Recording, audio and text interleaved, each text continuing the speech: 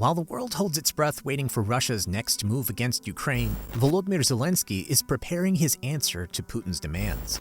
In today's world, it's challenging to conceal your intentions, especially when you're about to invade a sovereign state again in a furious attempt to break the will of its citizens and conquer them. But Ukraine, its allies, and Volodymyr Zelenskyy personally have an ace up their sleeve. What is it?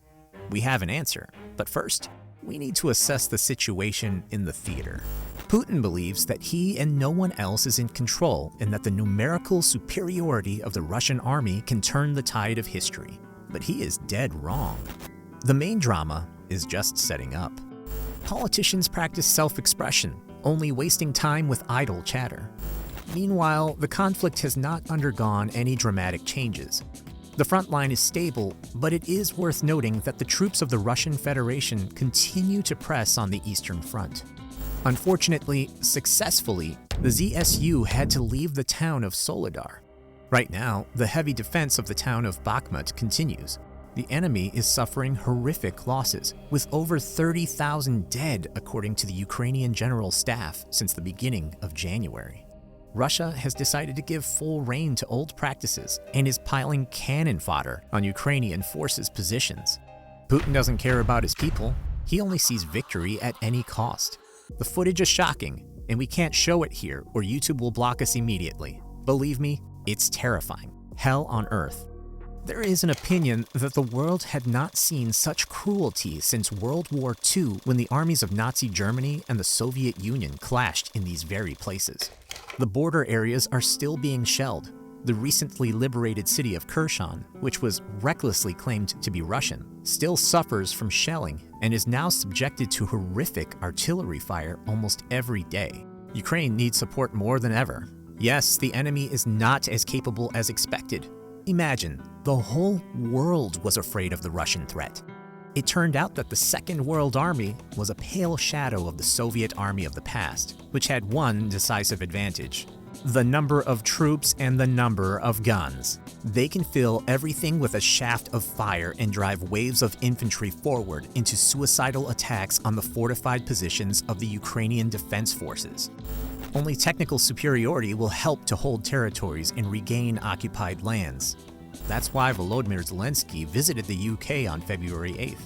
The visit was unexpected for everyone, but Downing Street was already waiting for him. At the same time as the news of Zelenskyy's arrival, an insider leaked to the press that the Prime Minister Rishi Sunak was to announce something very important. Events rolled in at an incredible speed. Ukrainian President Vladimir Zelenskyy arrived in London on a British Royal Air Force plane, making his first visit to the United Kingdom since the Russian invasion. Prime Minister Rishi Sunak has made a rare move to personally greet President Zelenskyy upon his arrival, showcasing the close friendship between the two countries. The tight friendship. The UK was in the first line to gain support for the struggling country. The two leaders headed to Downing Street for a private meeting, where they are expected to discuss a range of important topics, including increased military assistance and sanctions against Kremlin elites. While in the meeting, the UK government announced a new round of sanctions against Russia. President Zelenskyy made his way to the UK Parliament, where he is set to deliver a historic address to lawmakers, and gifted a signed helmet from the Ukrainian aces. Zelenskyy's powerful words have received a standing ovation from UK lawmakers, reminding the world of the strength and courage of the Ukrainian people and their unwavering determination in the face of adversity. After addressing UK Parliament, President Zelenskyy has now headed to the southwest to meet with Ukrainian military personnel.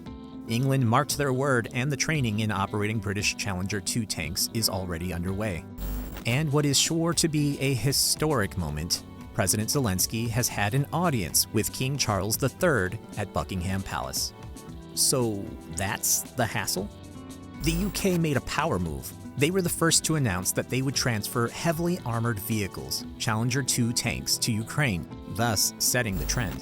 Ukraine needs to be supported as fully and completely as possible. And they also forced the decision of the most important question for the collective West: what to do with Russia, and how exactly this conflict should end. Should we stop at what we have? Give Russia Donbas? Leave Crimea alone? The British think differently. Later about this. Now they have moved to action. Rishi Sunak has announced that the British Army will train Ukrainian pilots to pilot NATO standard aircraft. This changes everything. During the press conference, Volodymyr Zelenskyy noted that it takes 3 years to train fighter pilots. He promised to send experienced pilots who already know how to fly. They will only need to master NATO standard avionics. What does this give Ukraine? Firstly, modern NATO fighters are technologically superior to Russian planes. The aircraft can see further, have better capabilities to fight enemy air defense, and most importantly, they can carry interesting missiles. Secondly, any aircraft is a platform for missiles, and so the missiles which an aircraft can carry on board constitute a real threat to the enemy. Earlier, the Ukrainian Air Force managed to bolt-harm missiles to the MiG-29. This was a great achievement. Missiles of this class were considered incompatible with Soviet aircraft. And it paid off. HARM missiles are designed to destroy ground radar installations. The projectile searches for the target, aims itself, and hits it. The Russian occupants managed to assess the combat capabilities of the missile, especially from the southern direction. I can smell you. But the question remains, what kind of aircraft can Ukraine get? The Royal Air Force operates 3 main types of combat fighters. These are the Eurofighter Tycoon, the Panavia Tornado, and the American 5th generation F-35. The last option is unlikely. It would take too long to train pilots for such equipment, and there are too few aircraft of this class in the world. The Tornado is an interesting option. It is a jointly produced aircraft between Germany and Great Britain. There are quite a few of them, as they are compatible with modern missile systems. But Germany has already made it clear that it has no plans to hand over the Tornado, even though it has long planned to decommission them. That leaves us with the Eurofighter Tycoon. Relatively fresh, mid-90s, multi-purpose fighter of the 4th generation. The brainchild of the collective genius of Europe, the counterpart of the American F-16. The fighter is in no way beneath its American colleague and has high rates of maneuverability and survivability. But there are a couple of disadvantages. There are fewer of them than the F-16, and producing new ones will take a long time. They are quite expensive to operate, and this is critical because even with unprecedented help from the Allies, Ukraine is suffering colossal economic losses.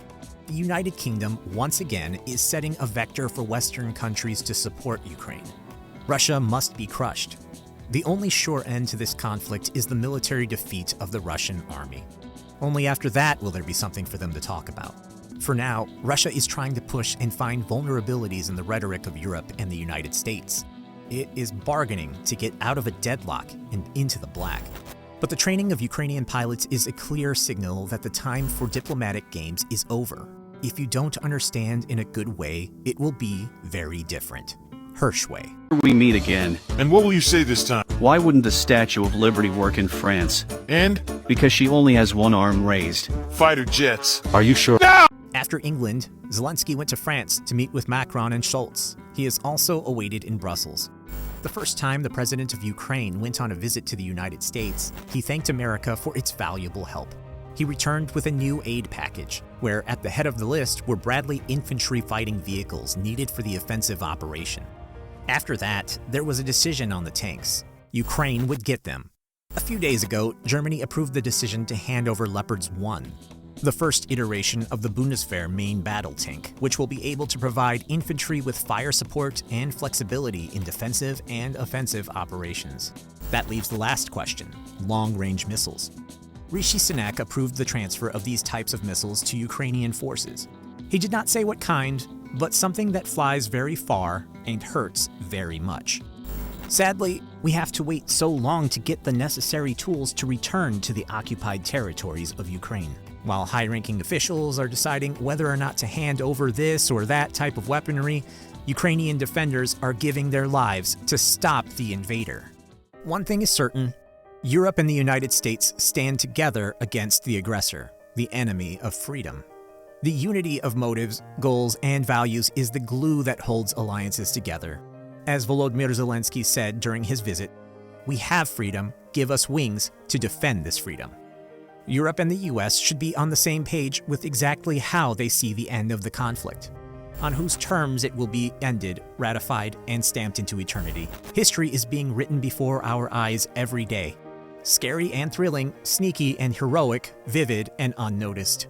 We live in an interesting time when the very essence of the world and its connections are undergoing incredible shifts. February 24th changed everything. We will hope for the best and keep you updated. Peace.